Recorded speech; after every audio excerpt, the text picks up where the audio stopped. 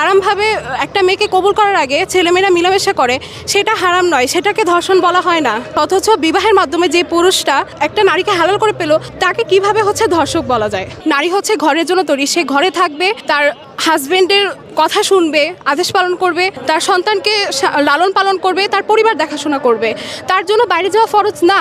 কিন্তু আজকে পুরুষদের ঊর্ধ্বে গিয়ে নারীদেরকে যেভাবে নারীর অধিকারের মাধ্যমে যেভাবে সমাজের অবনতি ঘটানো হচ্ছে, সেটার আমরা ঘোর বিরোধী। আমরা যৌন ব্যবসাটাকে শ্রমিক হিসেবে আখ্যা করব, এটা তো নারীদেরই অবমাননা হচ্ছে। আমরা স্বামী স্ত্রী সম্পর্ক চাবো না, কিন্তু একটা যৌনকর্মীদের স্বীকৃতি দিব, এটা তো হতে পারে না।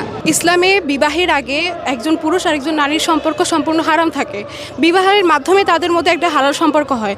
অথচ আজকে যারা রিলেশন করে হারামভাবে একটা মেয়েকে কবুল করার আগে ছেলেমেয়েরা মিলামেশা করে, সেটা হারাম নয়, সেটাকে ধর্ষণ বলা হয় না, সেটা মেলামেশা, নর্মাল মেলামেশা। অথচ বিবাহের মাধ্যমে যে পুরুষটা একটা নারীকে হালাল করে পেল, তাকে কিভাবে ধর্ষক বলা যায়? এটা মূলত মুসলিমদের যে আইন, ইসলামের আইনকে আঘাত করা। বিবাহ যেখানে বিবাহের মাধ্যমে একটা সম্পর্ক হালাল হয়, সেখানে কিভাবে এটা ধর্ষক হতে পারে?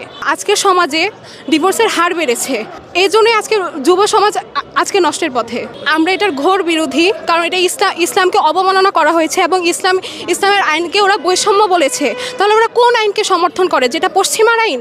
আজকে 90% মুসলিমের দেশে, তাহলে মুসলিমের আইন কোথায়? অবশ্যই প্রথমত নারীদেরকে অবশ্যই অবমাননা করা হচ্ছে এবং ইসলামকে অবমাননা করা হচ্ছে।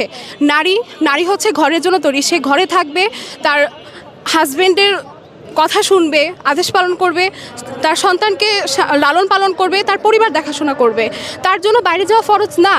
একান্তই যদি সমস্যা থাকে, তার জন্য কোনো পুরুষ মাহরাম না থাকে, তাহলে সে বাইরে যেতে পারে, সেটা শরীয়ত অনুমতি দেয়। কিন্তু আজকে পুরুষদের ঊর্ধ্বে গিয়ে নারীদেরকে যেভাবে নারীর অধিকারের মাধ্যমে যেভাবে সমাজের অবনতি ঘটানো হচ্ছে, সেটার আমরা ঘোর বিরোধী। প্রহসন হিসেবে দেখছি, এটা আসলে নারী অধিকারের নামে নারীদের অপমানেরই শামিল। এটা আমরা ইসলামকে বাদ দিয়ে আসলে এভাবে কোনো অধিকার হইতে পারে না। আমরা ইসলামকে বাদ দিব, আমাদের নিজেদের মন গড়া দাবি তুলব। এটা তো আসলে আমরা অল্প কয়জনের দাবিটা তুলব। আমরা এত লোকজন, এত নারী, আমরা বোন, এতজনকে বাদ দিয়ে আসলে এটা অধিকার বলা যেতে পারে না। নারীদের অবমাননা, ইসলামের অবমাননা, দুইটাই। নারীদের অবমাননা তো ইসলামকেই অবমাননা করা।